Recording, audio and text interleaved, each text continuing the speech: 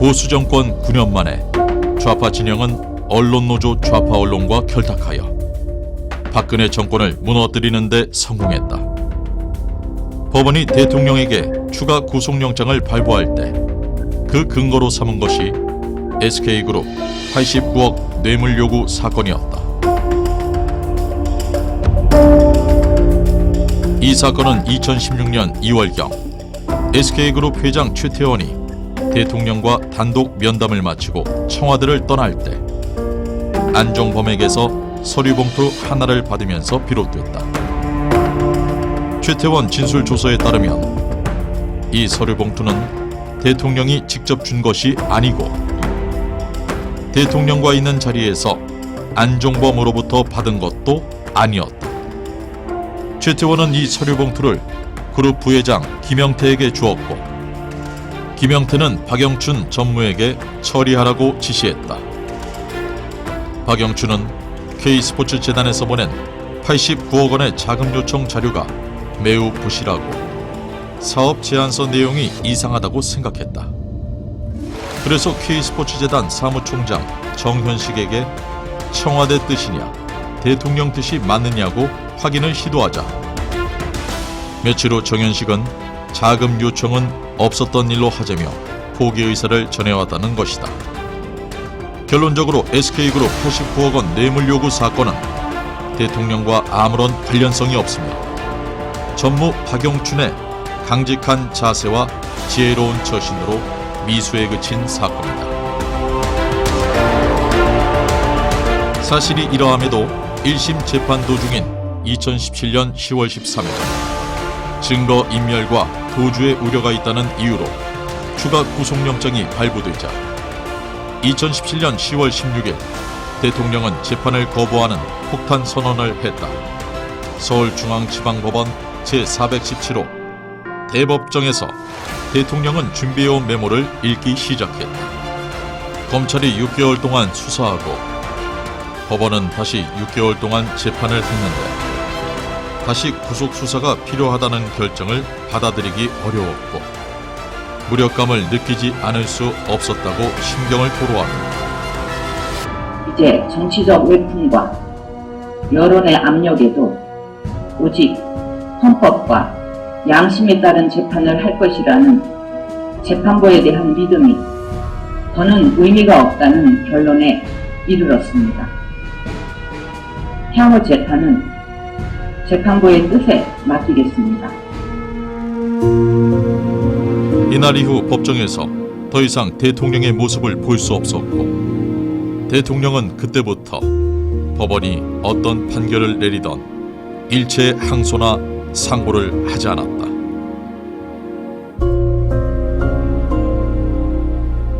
일심 재판부는 최서원이 피고인 최후 신문에서 증언한 사실관계를 대통령 판결문에 반영하지 않았다. 2심 재판부는 1심 법원의 판단을 그대로 인용했다. 그러나 대법원은 파기환송 판결문에서 대통령 사건을 유죄로 단정하지 말고 다시 심리에서 판단하라는 것을 지적해 둔다라고 명시했다. 박상옥 대법관도 비공무원이 뇌물수수죄의 공동 정범이 될 수 있는지 여부와 그 범위에 관하여 다수 의견에 동의할 수 없다는 의견을 제시했다. 이런 내용의 소수 의견은 최서원과 이재용 판결문에만 실려있다. 대통령은 상고를 하지 않았기 때문이다. 대법원 파기환송 판결문 소수 의견에서 조희대, 안철상, 이동원 대법관은 공무원인 대통령과 비공무원인 최서원이 뇌물수수죄 공동 정범이 될 수 있는 범위에 관하여 말들이 뇌물인지 여부에 관하여 영재센터 관련 부정한 청탁을 인정할 수 있는지 여부에 관하여 법적으로 성립되지 않는다는 의견을 제시하고 원심 판결의 유죄 부분은 파기되어야 한다고 주장했다.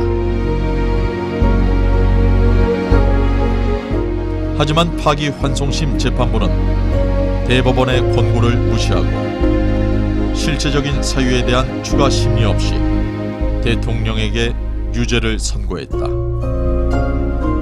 직권남용 혐의로 재판을 받은 우병우 전 민정수석은 최후 변론에서 검사들이 과거에 일어났던 일을 밝혀낸 것이 아니라 과거를 새로이 만들어냈다. 증거가 없으면 증거를 만들어냈고 진술이 없으면 신문에 위협을 느끼는 공무원들을 상대로 허위 신문과 압박으로 진술을 만들어냈다. 법적으로 죄가 되지 않으면 법리도 만들어냈다며 일부 정치검사들이 직권남용과 직무유기를 칼로 삼아 입법, 사법, 행정의 꼭대기에서 최후의 심판자 노릇을 하고 있다고 지적한 것처럼 대한민국의 법치주의가 무너진 것이었다. 대통령 사건의 항소심 재판부에 대통령의 불구속 재판과 무죄 석방을 탄원하는 인간적인 호소문을 탄원서 형태로 써서 보내기로 했다. 2018년 6월 19일 서울고등법원 제4형사부에 제출된 11통의 탄원서를 시작으로 전국에서 탄원서 보내기 운동이 시작됐다. 82살 할머니가 보낸 탄원서에는 박근혜 대통령은 통진당 해산, 전교조의 법의 노조화, 국정교과서 발행, 노동개혁 등 많은 일을 함으로써 많은 적들이 생겼고 그 수많은 적들이 탄핵의 주범이고 동조한 세력입니다. 박근혜 대통령 탄핵은 대한민국 탄핵입니다. 라고 적었다. 2018년 8월 17일 기준으로 1600통의 탄원서가 항소심 재판부에 제출됐다. 이 탄원서는 대통령 항소심 사건 기록에 첨부됐기 때문에 역사의 기록으로 보존될 것이다.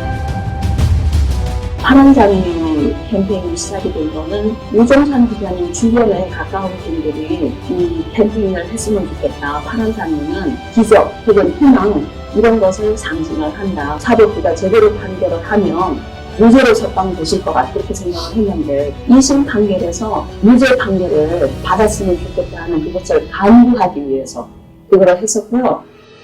때문에 박근혜 대통령 사건의 재심과 재수사도 불가능하다고 포기해서는 안 된다.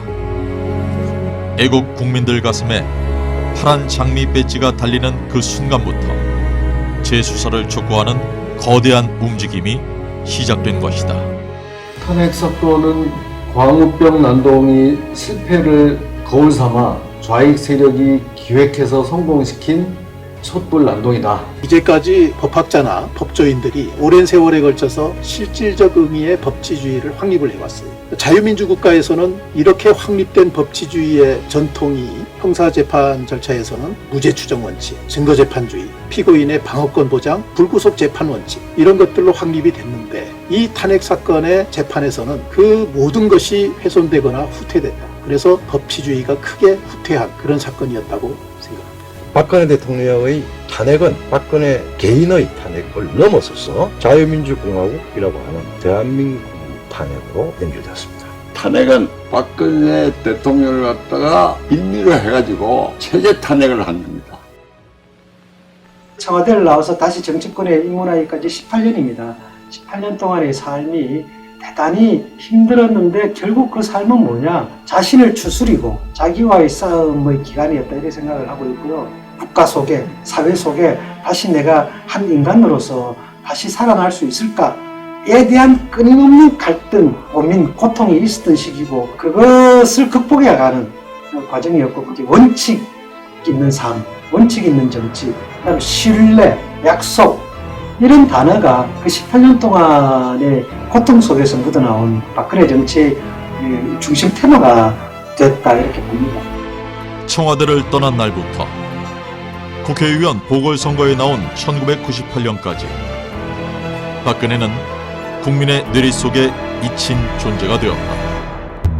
그 시간 동안 박 대통령은 대한민국을 강하게 만들겠다는 분명한 소신이 있는 강단 있는 지도자로 성장했다.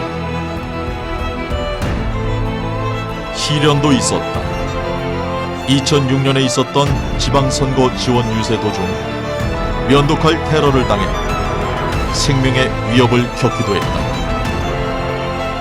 그러나 1987년 직선제 개헌 이후 51.6%로 과반수 이상을 득표한 최초의 대통령이자 사상 첫 여성 대통령으로 선출된 박근혜 대통령.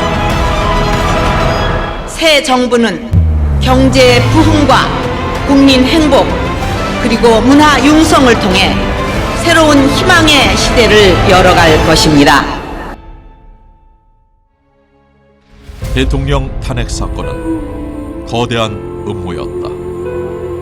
그것은 어둠과 위선으로 가득 차 있다.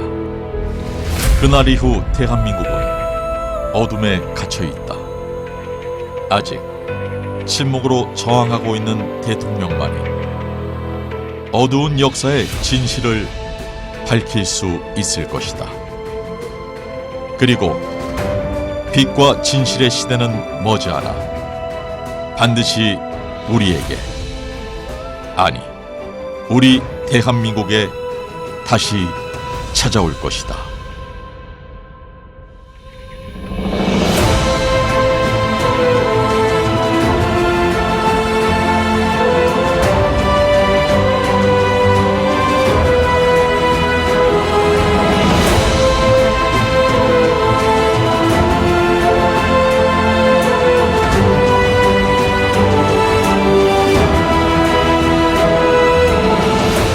정치인과 법관의 차이점은 정치인은 그런 다수의 여론에 귀를 기울여야죠. 그렇지만 법관은 과거의 진실이 뭔지를 규명하는 사람들이에요. 세상 모든 사람이 다 비난하는 거라도 그게 옳지 않으면 옳지 않다고 말할 수 있어야 됩니다.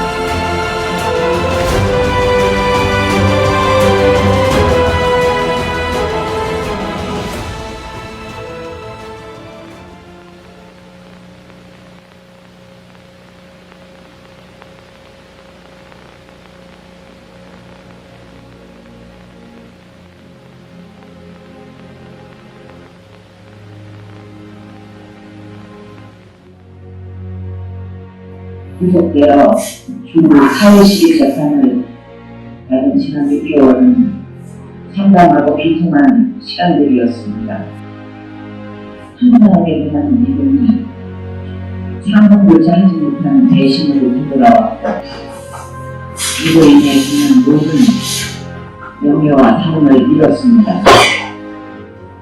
무엇보다 저를 믿고 국가를 위해 헌신하시던 공직자들과 국가 경제를 위해 노력하시던 기업인들이 피고인으로 전락한 채 재판을 받는 모습을 지켜보는 것은 참기 힘든 고통이었습니다. 하지만 염려해 주시는 분들께 송구한 마음으로 그리고 공정한 재판을 통해 진실을 밝히고자 하는 마음으로 담담히 견뎌왔습니다. 사사로운 이념을 위해서 대통령의 권한을 남용한 사실이 없다는 진실은 반드시 밝혀진다는 믿음과 법이 정한 절차를 지켜야 한다는 생각에 심신의 고통을 인내하였습니다. 저는 롯데, SK뿐만 아니라 재임 기간 그 누구로부터도 부정한 청탁을 받거나 들어준 사실이 없습니다.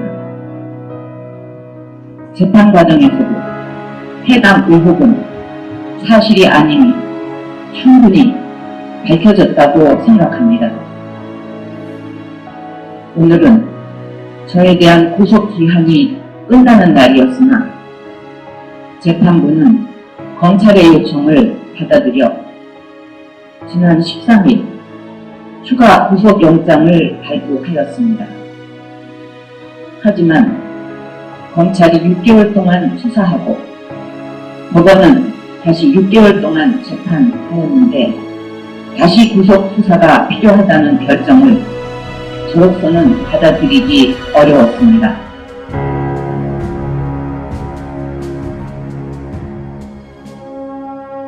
변호인들은 물론 저 역시 무력감을 느끼지 않을 수 없었습니다.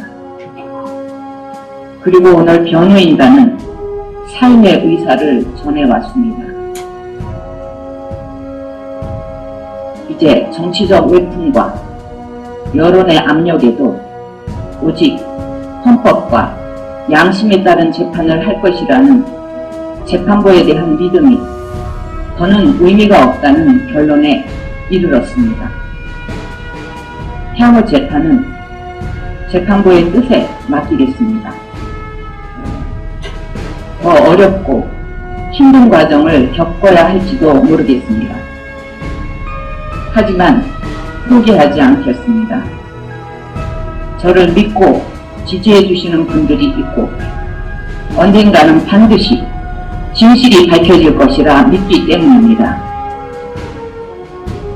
끝으로 법치의 이름을 빌린 정치 보복은 저에게서 마침표가 찍어졌으면 합니다. 이 사건의 역사적 멍해와 책임은 제가 지고 가겠습니다. 모든 책임은 저에게 묻고 저로 인해 법정에 선 공직자들과 기업인들에게는 관용이 있기를 바랍니다.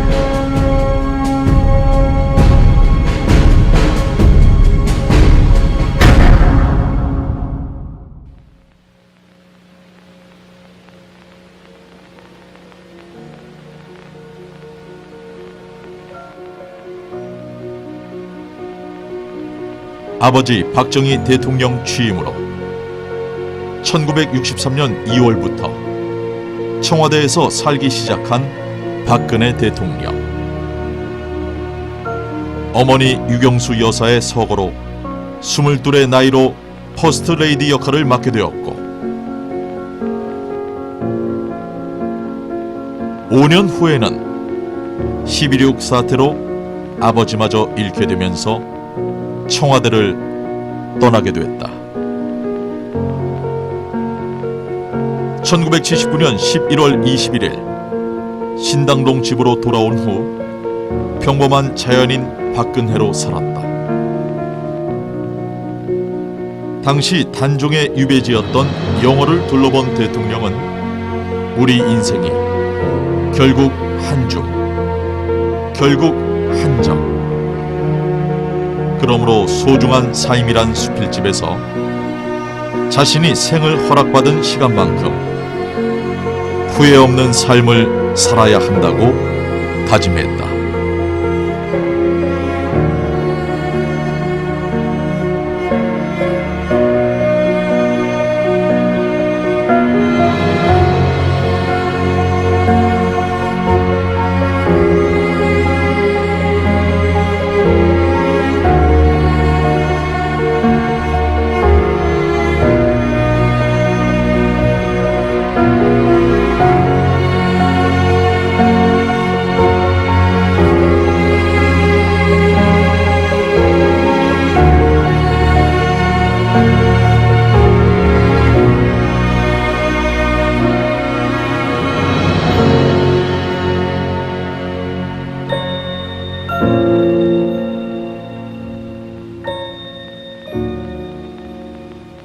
이 사건의 역사적 멍해와 책임은 제가 지고 가겠습니다.